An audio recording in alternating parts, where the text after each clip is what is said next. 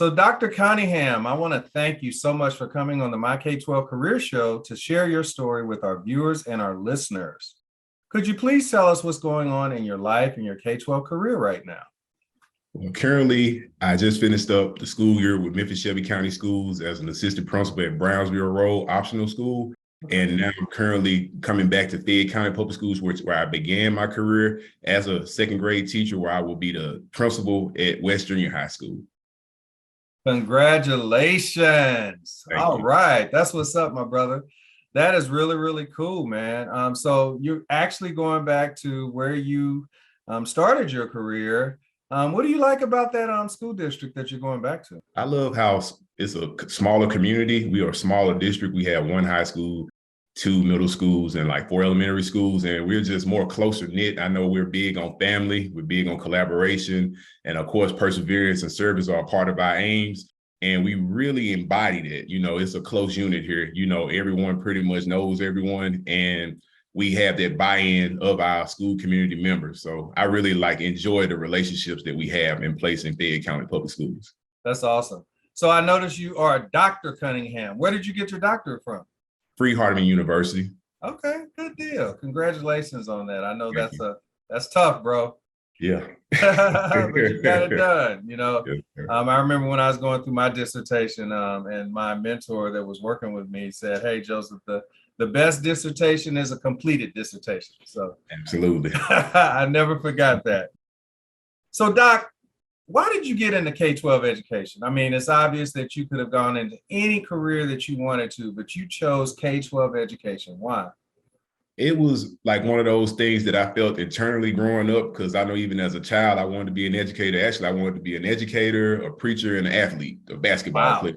Okay. So my dad actually was a pastor. So growing up, being around him, seeing him interact with people, seeing him in his noble purpose, basically stirred up something in me where I wanted to serve people as well. And I had an experience in elementary school with a teacher who was very instrumental in me basically becoming more of a scholar, from basically being someone who was kind of just to be honest, a classroom disruption. You know, my kindergarten year was kind of tough. Yeah. And I had a first grade teacher by the name of Miss Morgan who took me in and basically showed me what empathy looked like, what patience looked like, and what love looked like from an educator standpoint. And from that point on, I knew then I wanted to become a teacher. I wanted to be able to emulate and give back and give someone what she gave me, in that instance being my first grade teacher. So from that point, I went to undergrad, majored in interdisciplinary studies with elementary education being my focus. And I locked in and I stayed in, and I came out and I first became a second grade teacher, and I taught that for 2 years. And I became a fifth grade teacher where I taught an all male fifth grade class. And from that point, it was just, to me, it was divine intervention, because we had a gentleman that was in our building at the time that was at one point at the board level, but he was in the building serving in the capacity in the building when he was assisting in our building I was teaching in, and he used to be in my classroom a lot. Okay. And I knew jumping into something different, but it's just, to me, it kind of all goes together.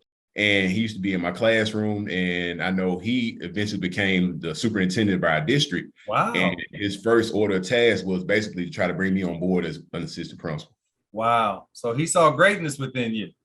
Basically, yes, sir. Yeah, that's so. Really cool. Really cool. So it's clear that you're truly committed to K-12 education, because let's be honest, I mean, there's very few males of color, African-American males in particular, that work at the elementary level. Yes. So what made you choose that? Because I mean, even in my case, I decided to go into K-12 education, but I actually went into the high school. And a lot of it had to do, truthfully, with me being able to be a coach as well. Yeah. Well, elementary, to me, it's I feel like children are like pristine glass, and they're very impressionable. And my whole purpose was to make sure that I can be a part of the foundation. Okay. And to build them up, because I feel like, going to that quote where it's it's easy to, build children and repair broken men. Absolutely. I truly believe, and I was blessed, I've been able to, see that in the work that I do with the kids. And it was just, to me, first and foremost, because I remember the impression my first grade teacher had on me. Because if Absolutely. I not had her as a teacher, who knows the course of path I would have chose as a student. Yeah, that's really powerful.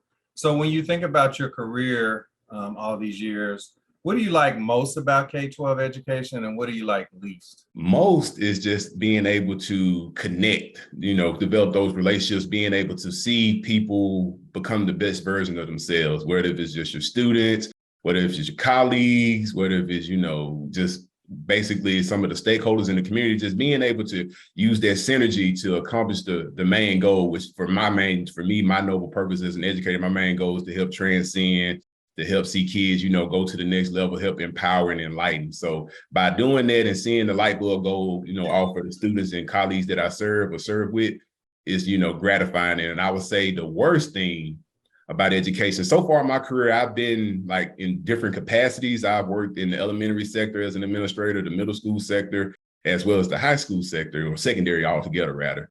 And I would say because I'm big on relationships, and sometimes I can kind of get attached to those that I serve with. So the worst for me so far has been, having to say goodbye. Like this year, even in Memphis Shelby County, I developed a lot of great relationships with the faculty, staff, and students and families. And just basically that goodbye, it was kind of, bothersome, but at the same time, I understand that I serve a bigger purpose. No, you're so right. I mean, we just had graduation here recently, and it's hard to say goodbye even to your seniors, even if they've been with you for 4 years, because they're going on to bigger and better things. So yeah, you're right. That's like a two-edged sword, Yeah.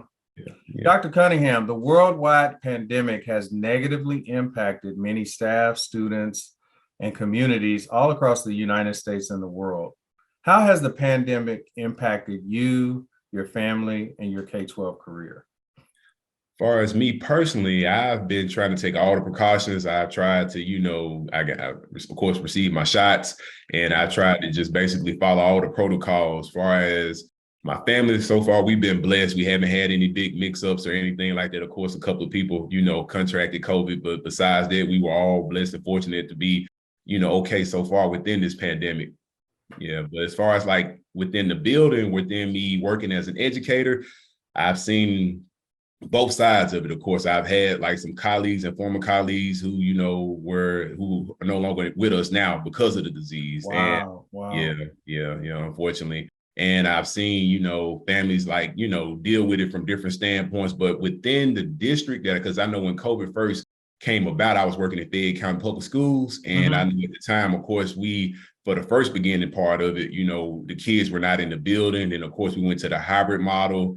And to me, from what I saw during the whole time, the course of time when things were going as they were going, we made the best decisions that were in, the best interest of the students. The students were put first and their safety was put first. And this past year, of course, with things kind of still being in limbo, we still, utilize those precautions and, use those safety measures to put our students first. So when it came to like how we serve students, I've had a good experience. Just the only bad experiences I've had with COVID is just losing those colleagues and those family, not family members, but friends. I haven't lost family I members. get that. Yeah. Friends. Yeah. You're right. You're so right. And what I love about what you've been saying through this whole interview, Dr. Cunningham, is just doing everything through the lens of what's in the best interest of students. So kudos to you for that, for sure. Yes, sir. Dr. Cunningham, sometimes our K-12 profession gets a bad rap. Why do you believe that K-12 education is such a noble profession? You have to be called to do it. You have to be called to do it. And it's just, to me, one of those things where we are at the foundation. It's like, I feel like it's a community, it's a web, but we're like at the core with the families. We're in the grassroots.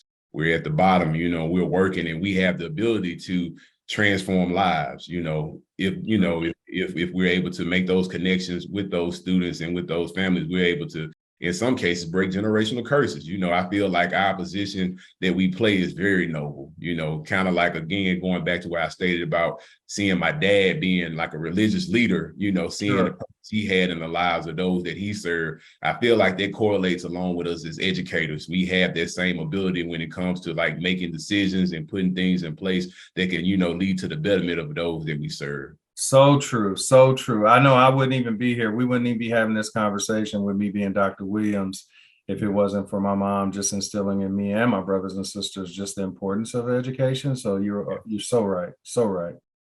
Dr. Cunningham, what are your short and long-term goals? When I look at you, I see greatness within you, and obviously you're going to be a principal at a high school. I mean, a junior high, right? Yes. Yeah. I mean, what do you see yourself doing in the next 5, 10 years? I just consider myself a vessel when it comes to this. Mhm. I'm more about doing what I can to serve those that I, do in this profession, those who I serve as an educator. I have, like, when it comes to goals, of course, I've done the classroom thing as a teacher. I had goals in the classroom. I had goals as, administrator, wanting to be an administrator on this level, administrator on that level. I personally do not just have a absolute goal, to be quite honest, Sure. because to me, it's just, I'm all about the work. I enjoy doing this work. I feel like this is hard work, and I enjoy, giving my heart and giving every bit of me each and every day when I do this. So I don't necessarily have a short-term or long-term goal. My biggest thing is just making sure that I give what I have to do what's in the best interest of students each and every day. Love it. Love it. Love it. I like how you said, hey, I just want to be a vessel. That's powerful. Yes. Dr. Cunningham, how do you maintain work-life balance? It's clear you're truly committed to your profession, but how do you kind of balance that out with your life? I believe in, of course, my religious beliefs, but also besides that, I also like to work out. I like to spend time with friends and family. I like to departmentalize things. I like to not let work carry over and spill over into my personal areas of life. Even though I feel like everything serves a purpose, I like to make sure that I'm always replenishing and pouring back into myself. Absolutely. If you're on empty, how can you pour into anybody else, right? Yes, that's correct. If you had to do it all over again, Dr. Cunningham, I know you said, hey, in first grade, my teacher, planted that seed, but if you had to do it all over again, would you still have made the decision to work as a K-12 educator? Absolutely. Awesome. Absolutely. That's awesome. Well, Dr. Cunningham, I want to acknowledge and honor you for all the good work that you're doing on behalf of the students in your community. And I created this platform just to showcase people like you that are doing great work in communities all over the US and the world. So I really want to acknowledge and honor you for the work that you're doing. I greatly appreciate that, Dr. Williams. Thank you. Dr. Cunningham, I want to thank you so much for coming on the My K-12 Career Show today. But before you leave, would you please give our viewers some parting words of wisdom? Tell us how we can connect with you, and then we'll say goodbye. Thank you. I'll basically say, when it comes to the things that we do in life, everything has a reason. Everything has a purpose. This business that, and to me, this calling that we serve in, Sure. It is for the betterment, and it's for the betterment and the advancement of people, and not just particular people, but all people. And I feel like having that mindset and being able to use that as a part of your groundwork and putting it together with synergy promotes, improve outcomes. When we look at those quote unquote promote, in student outcome, improve student outcomes. Sure. And I will say, as far as like, I just, I love the work. I love this. This is just, a part of me, and it's something I wake up and I do every day, vigorously with a lot of love and passion. And I'm thankful for the opportunity to be able to serve as an educator. Sure. And I can be contacted on Twitter at Don't Quit 06. I can be contacted on Facebook at Brian L Cunningham. And I can also be contacted on LinkedIn at Brian L Cunningham, ED.D. I love it. Love it. Love it. Thank you so much, Doc, for coming on the show. I am so grateful to you for coming on and sharing your story with our viewers.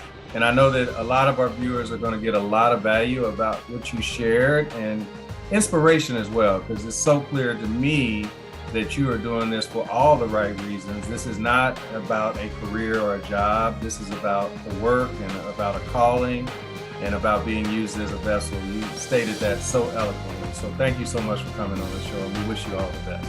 Thank you. Thank you so much for having me, and I greatly appreciate you, and I wish you the best as well. Thank you so much. Take care. Yes.